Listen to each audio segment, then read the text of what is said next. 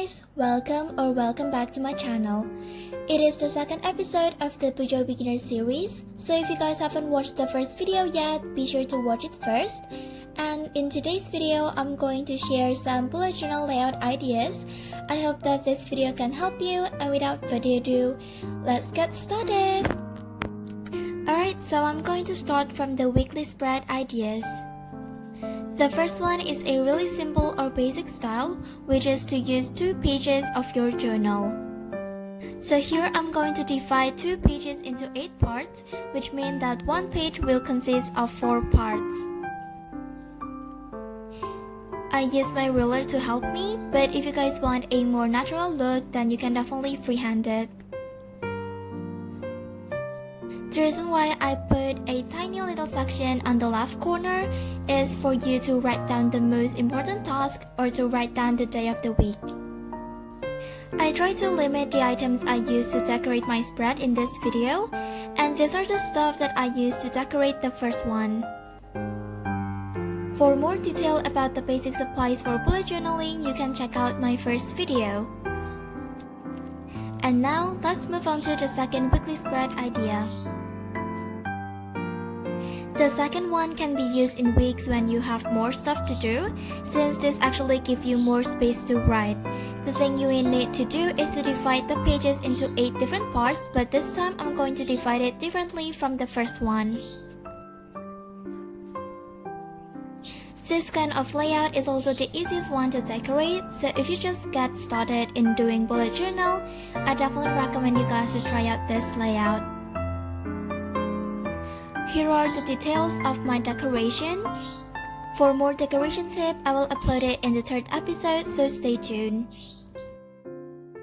And here are the stuff that I use to decorate the spread.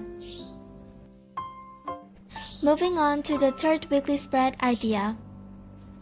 This one is more suitable for weeks when you don't have a lot of things to do, for example when you're traveling or in a vacation. I just simply divide one of the page into 8 different sections where I can write down my to-do list. And you can use the other page to stick some decorations or memorabilia, such as your tickets, receipts, etc. And here are the stuff I use to decorate the 3rd spread. Moving on to the 4th one, this is also one of the most basic weekly spread, and it is more suitable for students or people who don't have a lot of things to do in the weekend. Here are the details of my decoration. And these are the supplies that I use to decorate them.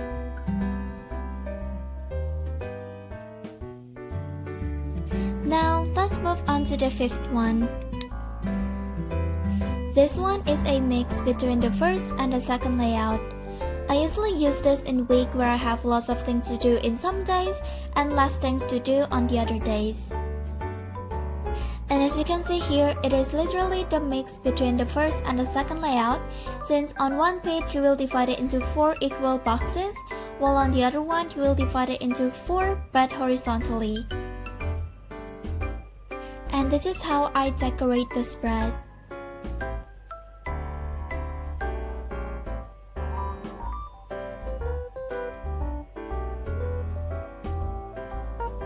And here are the stuff I use to decorate the spread with. And now it's time for the last weekly spread idea.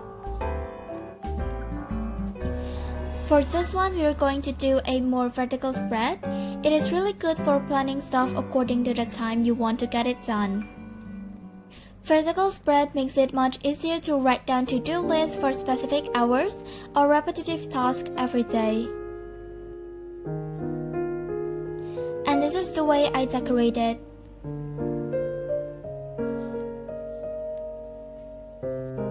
Here are the supplies that I used. And now I'm going to show you guys a flip through of the weekly spread ideas.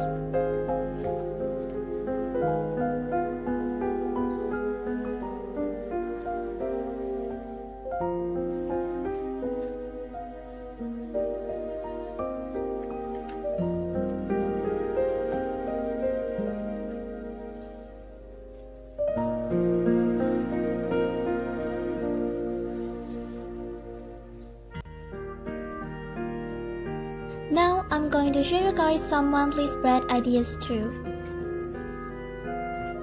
The first one is one of the most basic spread, which is to make monthly calendar. So it is pretty straightforward. You just simply need to make some boxes to be your calendar, and you just simply need to write down your tasks in the boxes. I prefer making this kind of monthly spread in a really busy month because this way it is much easier for me to look at the tasks I need to do every single day. And this is how I decorate my monthly spread.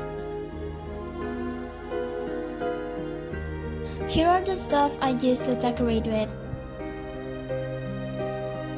And here are some other decoration ideas that I use in my calendar-like monthly spread.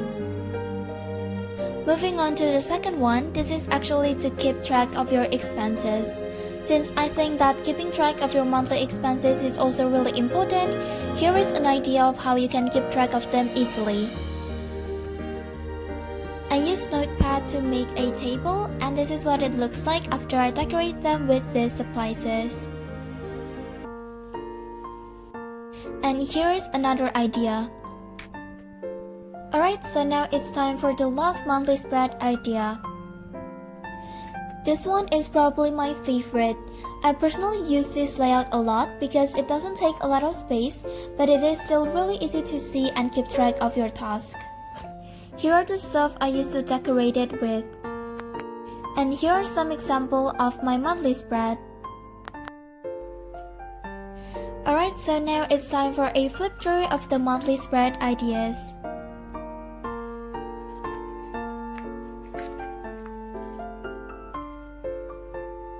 Alright, I hope that you guys enjoyed today's video. If you do, please be sure to like, comment, and subscribe. And see you guys in the last episode of the Bujo Beginner series. Bye!